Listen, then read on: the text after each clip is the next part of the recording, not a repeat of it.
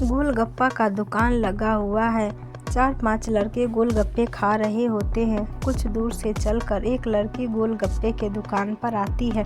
भैया कितने के गोलगप्पे देते हैं? लड़की जिसका नाम शीला है गोलगप्पे वाले की तरफ देखते हुए बोली, 10 रुपए के 5 मैडम जी, कितने दे दूँ बोलिए? गोलगप्पे वाले ने शीला की तरफ एक नज़र देखते हुए बोला। काफ़ी सालों से दिनेश गोलगप्पे की दुकान लगा रहा था। दूर दूर से लोग आकर दिनेश के यहाँ का गोलगप्पा का स्वाद लेते थे। काफ़ी मशहूर हो गया था ये गोलगप्पे का दुकान। लोग जब भी शाम के टाइम बाहर निकलते, जैसे शॉपिंग करने, कहीं घूमने, तो दिनेश के हाथ के बने गोलगप्पे ज़रूर खाते थे। 20 रुपए के बना दो, तीखा थोड़ा कम करना भैया, शीला दिनेश को आग्रह करते हुए बोली। चलो दोस्तों, अपना तो हो गया, अब चलते हैं। उसमें से एक लड़का गोलगप्पा खाकर प्लेट नीचे रखते हुए बोलता है, अरे अभी कहाँ, 5-4 और खा लेना तब चलते हैं। दूसरा लड़का पहले लड़के से हंसते हुए बोलता है।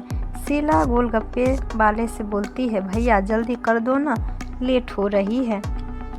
गोलगप्पे की दुकान पर आए शीला को आधे घंटे हो गई थी।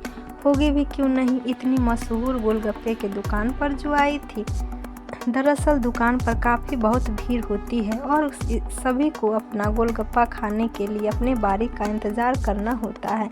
दिनेश भी अपने सभी ग्राहकों को बारी बारी से गोलगप्पा खिलाने में व्यस्त रहता है। 5 से 6 घंटे इनके बहुत ही मेहनत होते हैं।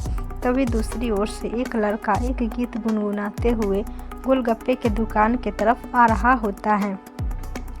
नींद आवे ना अखिया में, तू ही बसल बारू ससिया में।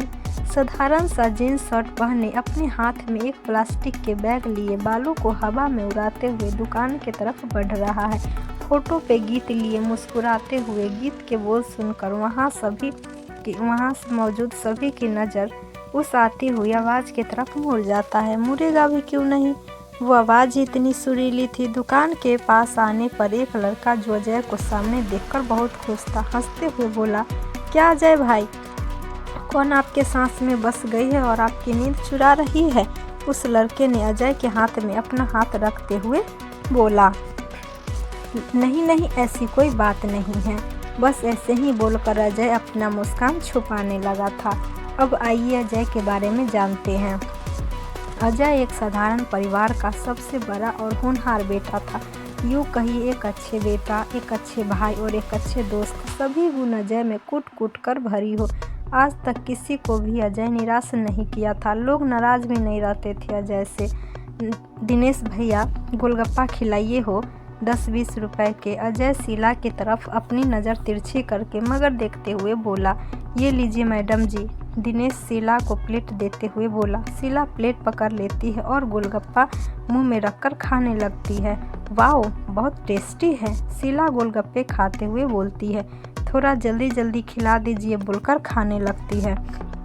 दिनेश भैया का गोलगप्पा ऐसे ही नहीं मशहूर है, दिनेश भैया के हाथ में तो जादू है, जो एक बार खाए बार बार आए। अजय दिनेश की तारीफ करते हुए बोला। शीला अजय को देखकर मुस्कुरा देती है पर बोलती कुछ नहीं है। तीसरा लड़का उठकर, चलो दोस्तों अब चलते हैं। लड़का उठकर चल देता है तो सभी लोग चल देते हैं। एक चौराहा, सड़क सुनसान होती है। शीला अपनी साइकिल चलाकर कहीं जा रही होती है। साइकिल चलाते हुए शीला काफ़ी सुंदर लग रही है। शीला एक अमीर परिवार की बहुत ही सुंदर, सुशील, समझदार और मेहनती लड़की है, जो अपनी पढ़ाई से अपने गांव समाज के साथ साथ अपने परिवार के भी नाम रोशन कर रही है। अब आप सोचेंगे कि पहले गांव समाज, फिर बाद में परिवार का नाम रोशन कर रही है, क्यों? बोला तो उसका भी कारण है, जिसके बारे में बाद में विशेष चर्चा करेंगे। अभी शीला साइकिल थोड़ा स्पीड करके तेज़ गति से साइकिल के पैडल मार रही थी। साइकिल भी बहुत तेज रफ्तार से सड़क पर दौड़ रही थी। चौराहा आते आते शीला की साइकिल की चैन खटखटाती आवाज़ करती हुई उतर जाती है। अब साइकिल की रफ्तार ज़्यादा थी तो अचानक पैडल रुकने के बाद भी कुछ दूर जाकर रुकी। शीला साइकिल की सीट से उतरकर साइकिल के चैन की तरफ देखती है। उसका चेहरा गुस्से से लाल हो जाती है और शीला अपने साइकिल की चैन चढ़ाने की कोशिश करने लगती है। इस चैन को भी यहीं उतरना था, शीला गुस्से में बड़बड़ाने लगती है। क्या हो गया? साइकिल गड़बड़ हो गई? काफ़ी परेशान लग रहे हैं।